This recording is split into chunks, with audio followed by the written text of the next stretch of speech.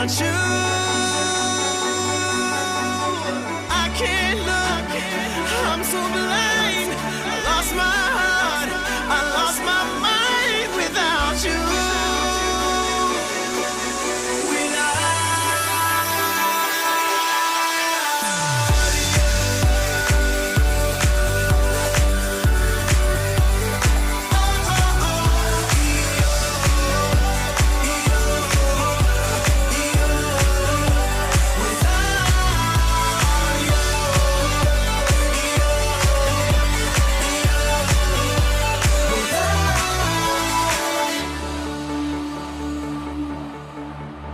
I am lost, I am vain, I will never be the same without you.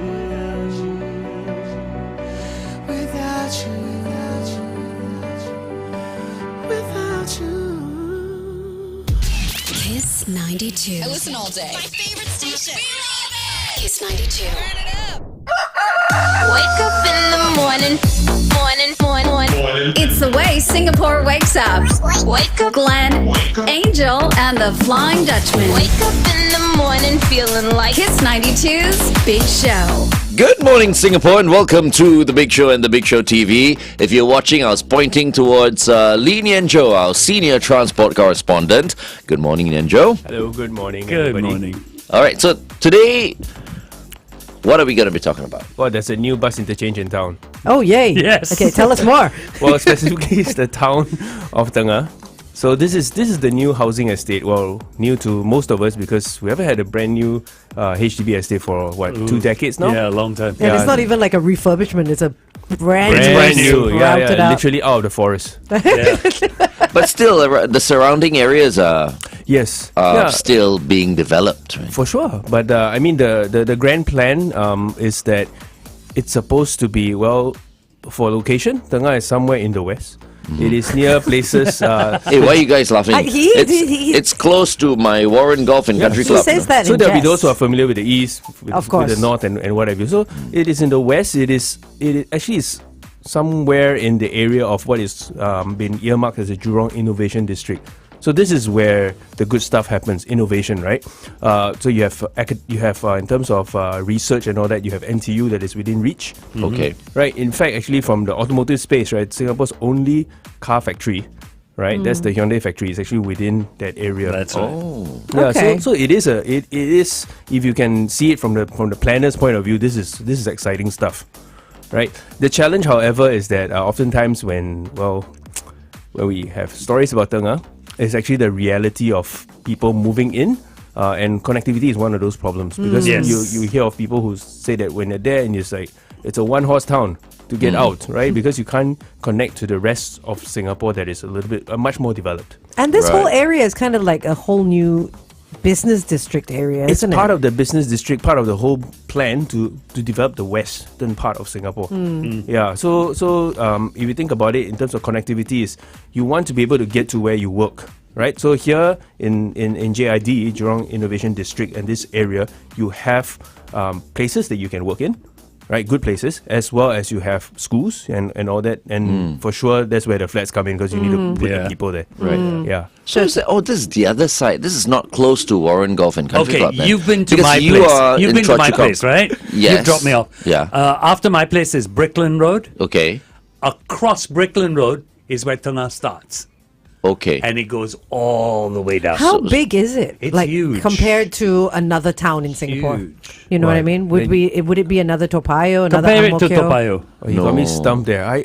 Well, it's about what 60,000. No, wait, 60,000 flats. Yeah, I think it's 60,000 flats, just wow. over 60,000 Yeah. flats. Yeah. That's quite a lot. I think the Jurong area is huge. Maybe this is Yes. comparable to the Could Jurong well area. be. So it will also have its own. It will be served by MRT line. That's the Jurong Region line, but that will be open only in phases until 2029.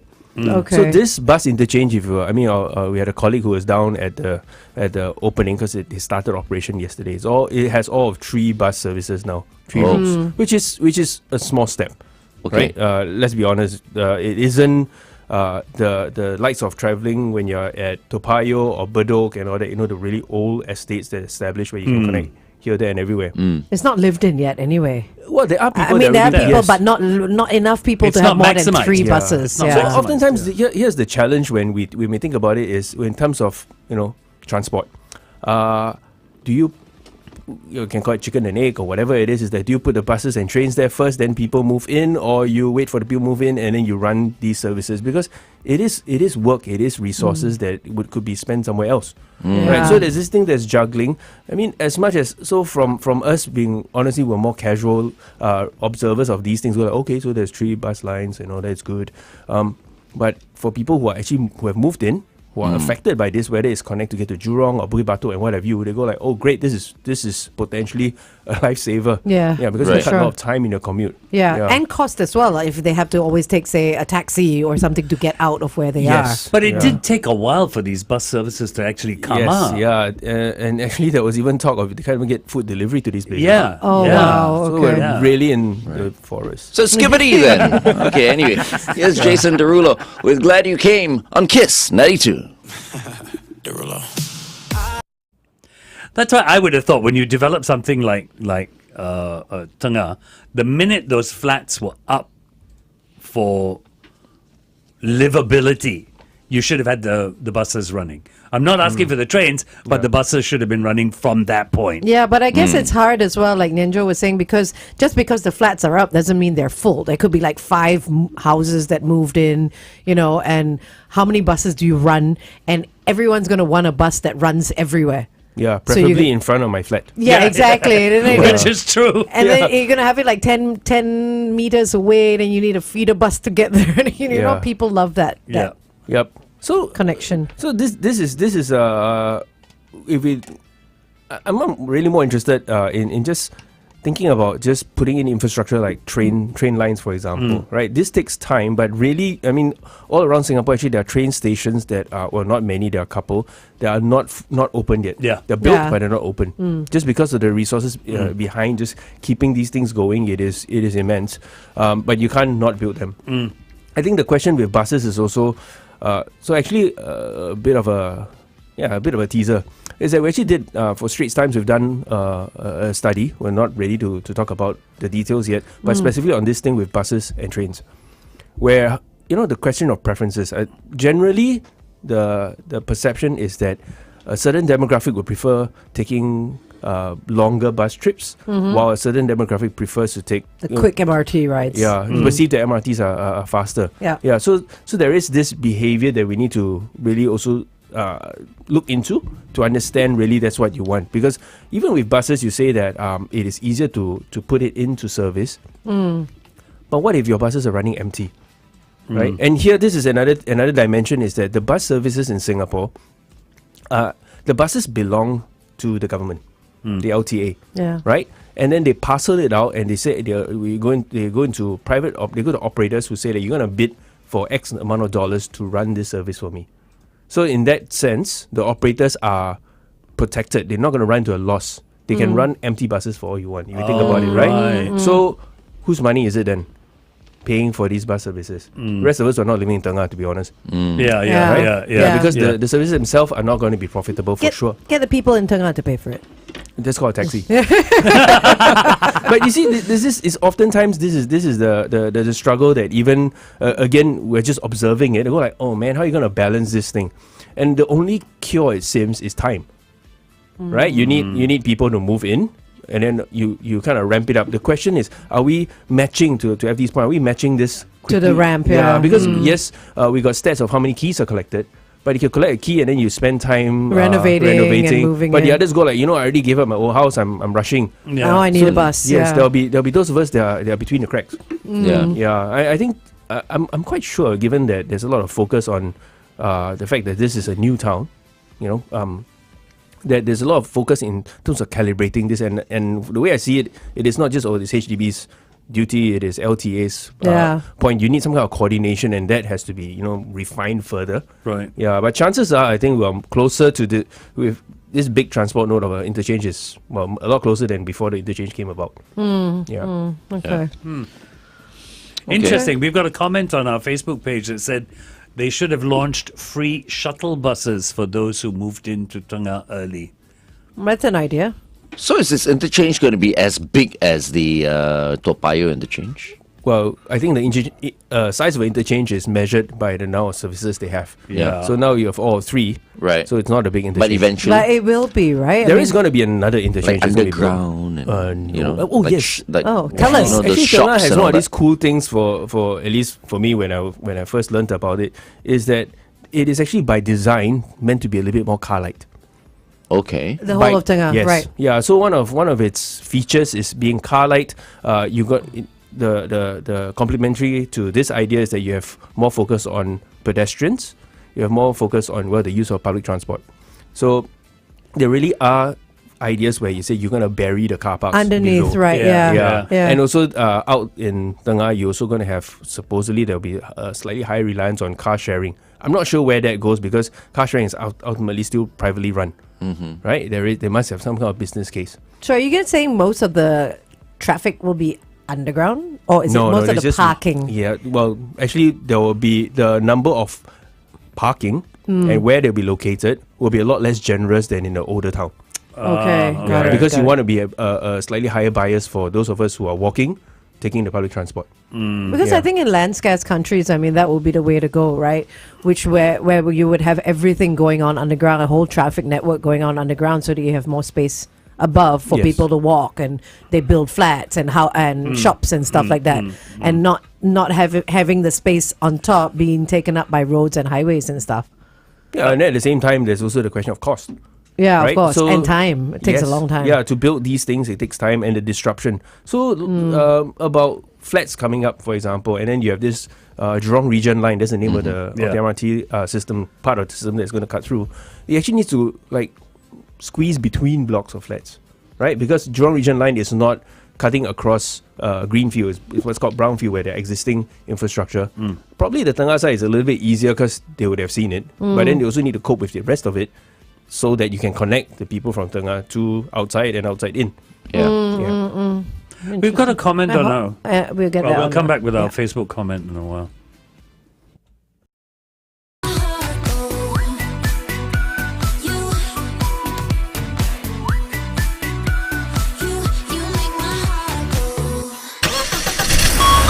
Kiss 92 traffic. On the KJE towards the PIE, a vehicle has stalled after the Chua Chu Kang Drive exit. Avoid lane 4. And speaking of Tengah, on the KJE towards the PIE at the Sungai Tengah Road entrance, a vehicle has broken down there. Wherever you are this morning, stay safe. Good morning and welcome back to The Big Show and The Big Show TV. I'm trying not to talk too much this morning Why? because my voice sounds a little bit raspy today. And I don't like that. I like my voice to be smooth as silk all the time. Like tofu. Oh, I think it's coming back now. Oh, Just now it was That like, was a little quick. bit raspy. Very quick, yeah. While I was reading the news, wasn't proud of it. oh wow, okay. Oh, but now I feel like my singing voice is Oh, back no, again. No, it's God. okay, please don't. Okay. No. Oh, Okay. goodness gracious. FD. Okay, so a comment on, they're asking if you know about this and what your thoughts are. Apparently there is a bus-only road in Tengah. Will be. Will be. This- How does that work? It's So a my bus-only understanding, road. actually, these kind of ideas with bus only, a couple of we mentioned this a few times, is with the North-South corridor, where it is the same idea of recovering space from private cars to devote more resources for public transport. So in this case, I'm a bit I'm can say I'm like right at the sharp end when it comes to the idea with the bus only service in Tengah. But the idea is really just down to that. You're trying to get public transport through the fastest, smoothest way instead of battling against cars, bicycles, well, maybe bicycles, but cars just in the way. It's just a lot more efficient in terms of planning.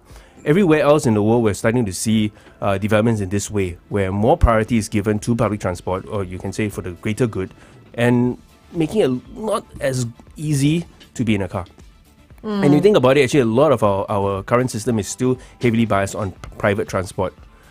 That was the way it's done, right? From years before. But now we are actually seeing that there is, you can call it more enlightened thinking, but if you nudge towards it and connecting it to the idea of the number of car parks devoted to each housing block, or each activity node, right? You're gonna go instead of just thinking of let's make it expensive, in terms of dollars and cents, just make it more convenient to be on public transport than to be driving. Car. Yeah, that's true. So these are the directions that I think we're already starting to see, and we're going to get slightly more and more of it just because it is this idea of land being scarce in Singapore is just getting accelerated as we grow. Yeah. So this whole Tengah situation is actually right now, the reason why we're talking about Tengah is because it's a bit of a messed up situation. No. It's a bit of a new situation. It's a new situation because Yeah. it will eventually be the next big thing. Everything new okay. takes time for teething and for people to move in and for things to grow and stuff Yeah. like that. Right. Yeah. Okay. Okay. Whatever it is, just leave Warren Golf and Country Club alone. This is, That's what he wants. You should start a petition then. Go. Yes, Go, yes. No. no. No? Cut Okay. right through. No, this. no, I think maybe someone has Put a already. station there and cut the bus line. Oh, see, so mean. So mean. Right at the clubhouse. Okay, it is 8:15. Kiss 92 Time Check brought to you by Yeah, I put another bus interchange right there. Right, the clubhouse. So I wanted to ask, we're talking about scarcity of land and stuff like that. When we first started our MRT system, we have the red line and the green line. Part of them are above ground. Yes. Will they ever move underground? I know it's a lot of work. It's not as easy as just saying, let's do it underground. Everything is what you want underground. Homeless people stay No, underground. but I'm saying, Glenn, we don't have what Even dead people don't stay Americans- underground anymore. Yeah, exactly. That's true. In other countries, I mean. But I mean, because the MRT stations do take up a lot of space, are there any plans to move them underground? With my Little knowledge? limited imagination, it sounds like a really, really tough ask. Because just moving it means you actually probably need to run a line in parallel. Yeah. Right? I mean, to get from one point to the other, now I can do it above ground or below. But the other thing to think about is, and this is some ideas that I've actually I've actually learned in the recent months, is that there are ideas to make use of spaces underneath these tracks. How do you mean? So, for example, this one is there's talks for somewhere out in Punggol. If you understand that most of the stations that are above ground, they kind of stick out onto crossing the roads, right? Yeah. But they're not Yeah. all always crossing roads.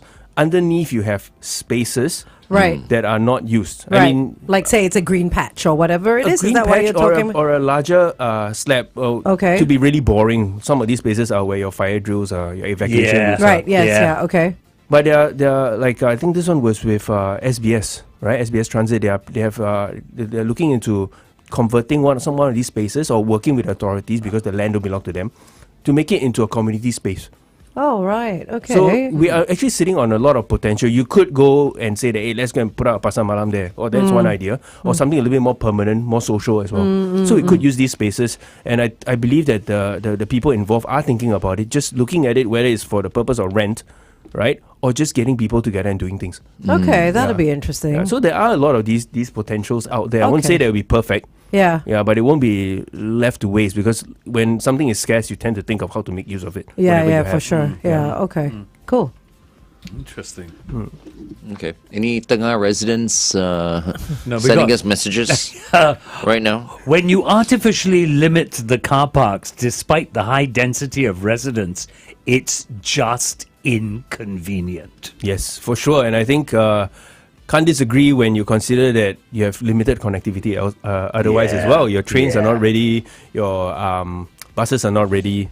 But to be fair, the question is, there have also been cases where you have temporary car parks that are set up. You have temporary bus interchanges that are set up as well. So it's part of there are solutions, interim solutions that you can work into.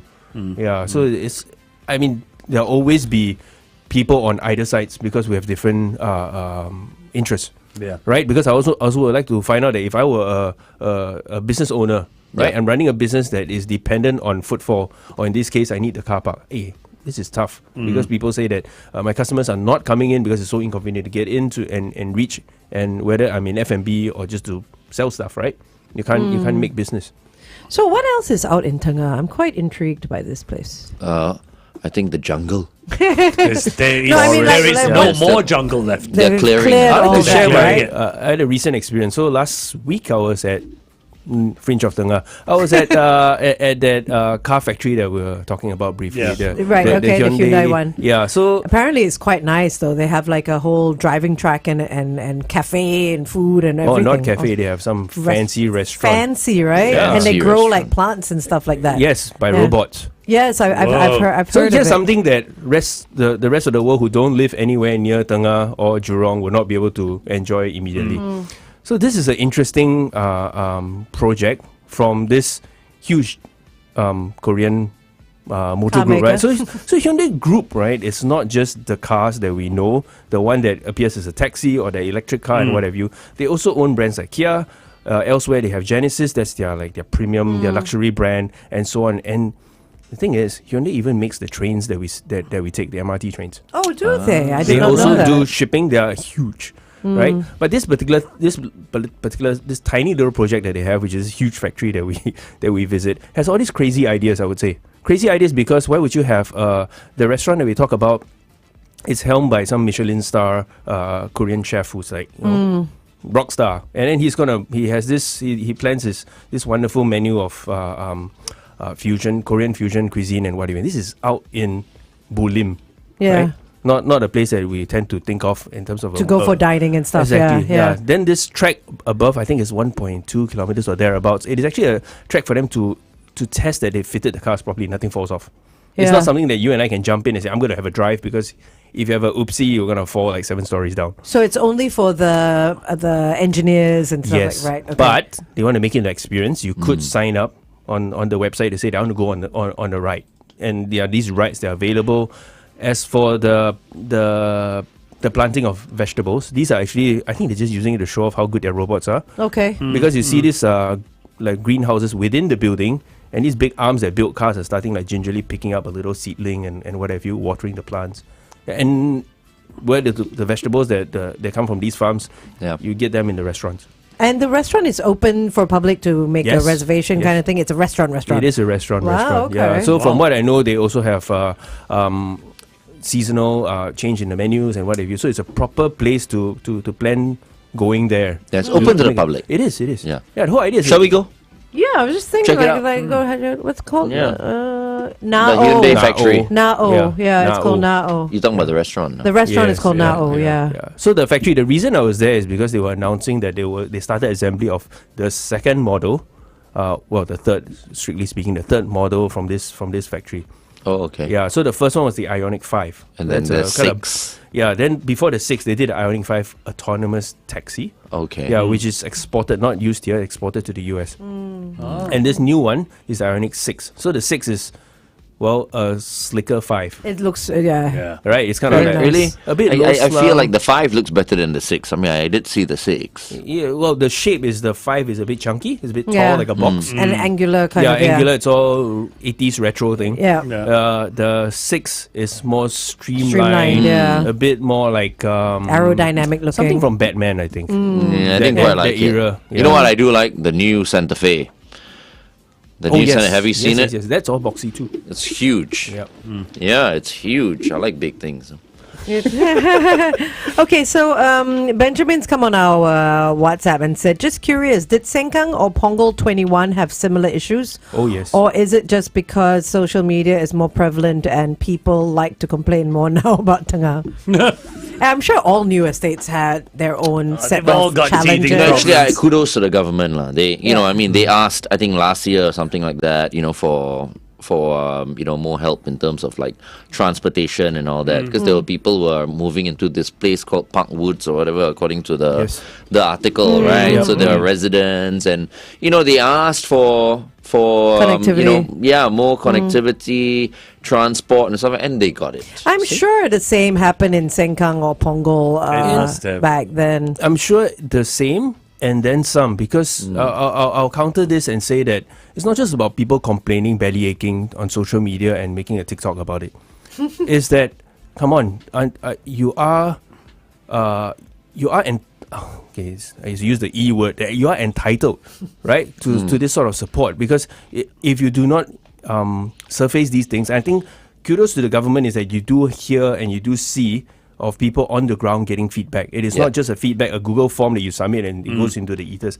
But getting this feedback also really helps to get a sense of where the state is, right? How do you move and how do you support them? Yeah, so I think it is on one side. Yep, it's not perfect, but it doesn't mean that you should accept the imperfection. Exactly. Yeah. Exactly. After all, I mean, we are striving towards like having Singapore be connected all over, right? So okay. Anyway, up next, body rockers. Traffic. Oh, I see. Okay. Okay, just looking at the roads, it's lots of heavy traffic. If you spot anything at all, just WhatsApp us 8855 Welcome back to The Big Show and The Big Show TV. Hope you enjoyed our traffic theme there. Getting all mixed up this morning. Anyway, it's Nian Tjoe with us. He's our Senior Transport Correspondent from The Straits Times. And we're talking about all things Tengah. Yeah. And Punggol. And Yes, Punggol and Sengkang. and Sengkang, because Benjamin came on our WhatsApp Yeah. and he said, just curious whether Sengkang and Punggol 21 had similar issues back in the day in terms of teething problems and low connectivity. Yeah, I think my impression, 20 years ago would have been, that would be me queuing for a flat. That For sure. era. Yeah. And Yeah. then you do read, it used to be the butt of every other joke, which is, oh no, you got Punggol. Yeah, Right? of Yeah. course. But yeah. look at it now, right? I mean, It's- Punggol is highly desirable as a place to live. It is, connected. Connectivity, I think, is not bad. The I think environment it's is good, very good, yeah. right? Yeah, so by all means, I mean, we could be saying that, Tengah is no good yet.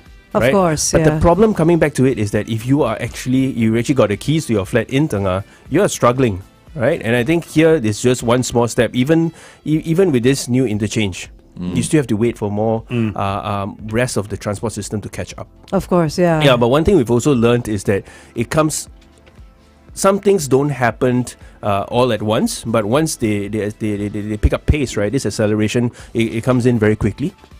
And I think it is a lot to do with even the systems when it's supporting a new population. And that's what it is. When it comes to not just on the transportation will connect with the business, with the commerce, right? If you have shopkeepers or even Grab food delivery guys who say, hey, there's enough business doing here, I should hang out here. Right. F&B outlets also will start setting up shop. Yeah. Then it gets better. The struggle, the daily struggles, I think the question is like, what about children who are living there? You got to wake up at wee hours trying to get to school and all stuff, that. yeah. I think this is one small, could be a significant step if it really fits. Okay. Yeah, give it a chance because Punggol came up, like 30 years ago and look at it now. Yes. If you give it a chance, it will grow into itself. But it does take a lot of It does time. take Yeah. time, It takes yeah. a lot of I time. just did some research. Tell us. Do you know why Tengah is called Tengah? No. Let me tell you a story. Please. In 1853, a man named Teng Ah Tong became a Kang Chu and earned the rights from the Johor nobility to farm the land around Kranji River. So the section of the Kranji River that was under Tengah's control would soon take on the name of its concession and be known as the Tengah River, before simply becoming Tengah. What was he? wow. A Changku? What did you call him? What? Kang Chu. What's a I Kang have Chu? no Like idea. a village chief or something? I don't know. Maybe he took charge of the area, Yeah, right? Kang Chu. That's something Kang Chu. for you guys to look Okay, up I'll look up. later. Kang Chu. What is a Kang Chu? Okay. Ah, What is a Kang Chu? But that's Alright. interesting. I didn't know that. yeah. Well, that's Thank you very much for no that problem. Wikipedia I search. just- since we're talking about Tengah today. So everyone living in Tengah, you've got some little fun facts Yeah, for your day. exactly. All right. In between, go for a fun ride on that car factory. the car factory. Okay. Well, thank you very much, Nian Tjoe, for joining us. As always, you. very interesting. Pleasure. Thank you so much. And to all the Tengah residents, I hope you guys are happy. Yeah. I found You the should meaning be. of Kang Chu. What is it? Kang Chu is actually in Teochew, it means master of the riverbank. Oh. And you said there Yeah, was a river Kranji. involved, Yeah, right? Tengah The River. Kranji. Yeah, said yeah. Kranji. I think Yeah, there's also Kranji a River. Sungai Tengah, if we've Which heard. I There is a mentioned where the Sungai Tengah. traffic Yeah. was as well. Yeah. Anyway. Okay. All right. Okay. Thank you once again, Nian Tjoe. Catch you soon. All right. Up next, Body Rockers. This is I Like the Way on Kiss 92.